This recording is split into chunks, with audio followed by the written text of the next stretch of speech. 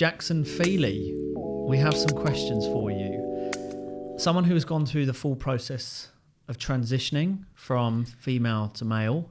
A question that will always come up is saying the wrong thing in the workplace. Can you tell us a little bit more about the mistakes, what people may say or not say? I think it's just about being open to trying. I think a lot of people avoid the conversation completely just because they're terrified of having that conversation. Whereas if you do make a mistake and you just kind of own it or apologise or, it's not malicious, then it can easily be moved on from. But if you either just ignore that person completely, you're so terrified of saying something that your conversation is not natural. Either way, that's going to put both people in an uncomfortable situation. So I think we just need to have these conversations in the right way and allow people to make mistakes and go, look, it's all right. All that matters is that you try and that you want to understand and you want to learn. And I think people really appreciate that. I think people worry about saying the wrong thing and then getting in trouble when there's that transition from male to female or female to male. Should people get in trouble? I think that's why people don't want to say anything and it makes it awkward. Yeah, I don't like the fact that people are so terrified of saying something because they're in such fear of getting fired or getting persecuted for something that wasn't malicious in the first place. If someone's being malicious and being an arsehole, I can give them the information, and if they then walk away and say, right, oh no, I'll think about that and change the mindset, then that's fantastic, I've changed the mindset. But if they want to continue being an arsehole, then they're an arsehole, and that's all that I can do. So I think that people who will put effort into wanting to learn and understand for that person, no, I don't think you should get in trouble. I think people who are purposely malicious or transphobic or whatever else, then yeah, because we should embed those values into a company or a business, that the world is changing and that people can be who they want to be. But when it's not malicious and people just don't understand and they're open to hearing someone's opinion and potentially changing that mindset, that's how we create change. Do you think this is hit the media too much? Do you think there's too much negative light? Like, we're having a good conversation right now, but if we look at mainstream media, it's really quite fire-fueled. What's your thoughts? Yeah.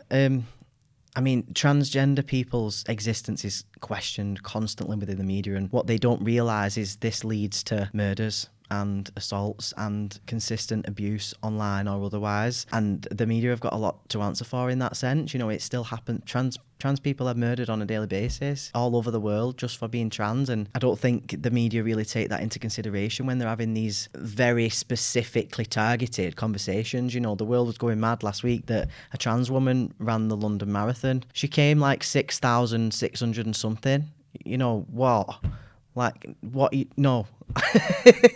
I'm sorry, but it's very focused on the negative and on, trans people are turning your children this or, impacting. People should be allowed to be who they want to be. That's all they want to do. Trans people just want to live how they authentically feel. And I think there's massive danger in keep having this conversation within the media. Do you think it's concerning, or should people be worried, or what are your thoughts, as it's talked about a lot, what schools are teaching quite young children about exploring their sexuality and stuff like that?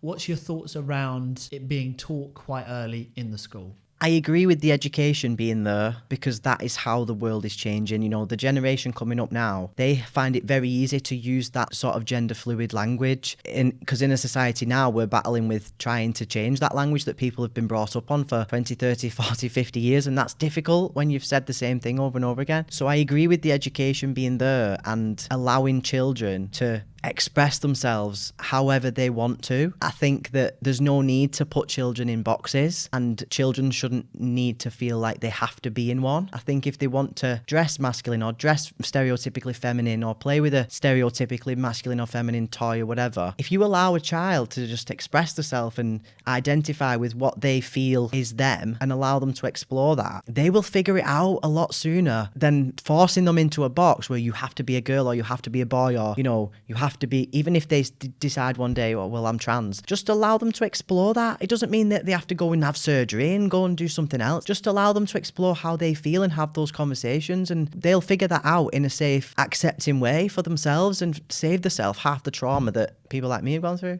If someone is exploring their sexuality or who they are as a person, how hard is it to start talking to people, and where can people start reaching out and getting support? I mean, when people are questioning their sexuality, I think in society now it's changing. So for younger people, it's a lot easier. It's a lot more accepted. You know, there's children now who don't bat an eyelid with pronouns and sexualities and stuff like that. But I think with sort of my generation and above, it's a scary thing because we were brought up in a world that disagreed. You know, for transgender people, it's where gay was 30 years ago. So it's terrifying. You don't know what's going to happen and what abuse you're going to get and how you're going to be treated. But there are places and charities and online groups and people like me who you can reach out to and just start to have those conversations, because that is why I'm trying to be so visible. Have you lost friends or have family distanced themselves from you when you came out and said you were going to go through a transition? I've been very lucky in the fact that my family and friends and work colleagues have been incredible with me. I think the most thing that they felt was fear more than anything, which caused us to butt heads initially with my mum and my dad and stuff. But over time, I think because I've took them on the journey with me, and at every point I've told them why I'm doing something or how important this is, and slowly they've come on that journey with me. They've seen me become so much happier. They've seen me become the child again who wants things out of life. And they have actually, through that process, become allies of the community. They're not just sticking up for me because I'm their kid. They've realised how important this is and how life-changing this can be for the person going through it and those around them. You mentioned it was a dead daughter or a living son. You're obviously at a real low. If someone's also experiencing that type of low, what do they need to do? I think people have to find the courage from somewhere to look themselves in the mirror and really break down what is causing them to feel like they don't want to live life anymore. Because in my experience, when it feels scary to jump, you jump. Otherwise, you stay in the same place your entire life. And if you can find the ability to do the thing that you're terrified of doing, that's usually the decision that will change your life. Transitioning physically from whether it be female to male or male to female, a question has come up quite a lot on social media. Is it a painful process, and how long did it take? So the process of transitioning for everyone is so unique, and I can only ever speak from my own experience. A lot of people presume that there is only one way of transitioning. Some people only take hormones. Some people want to fully medically and physically transition. Some people may have top surgery and not have bottom. Some people may have hormones and certain surgeries and not more. It depends on how that person feels and how they want to express themselves. In terms of time, going through the NHS, I think the waiting list now is up to about 6 years, and people will take their own lives because of that. That's just to see a psychiatrist, to have an appointment, to even be assessed. So in my case, I had the ability to save money and go privately, which still took me about a year, 3 years ago. I think that's even higher now, and it has cost me a lot of money to go through that and go on hormones, and spent almost £15,000 going to Miami for that surgery on my chest and things like that. So you can't put a price on your happiness, and when people finally come to the decision of I need to do this, facing the thought of waiting even 1 year is daunting. So I think that's one of the massive things that we need to try and address. So for anyone watching, you've gone through the full process of transitioning from female to male. You're now a keynote speaker, podcaster, content creator, and looking to achieve so much. What is your message to people, and how can you help people? How can they reach out to you?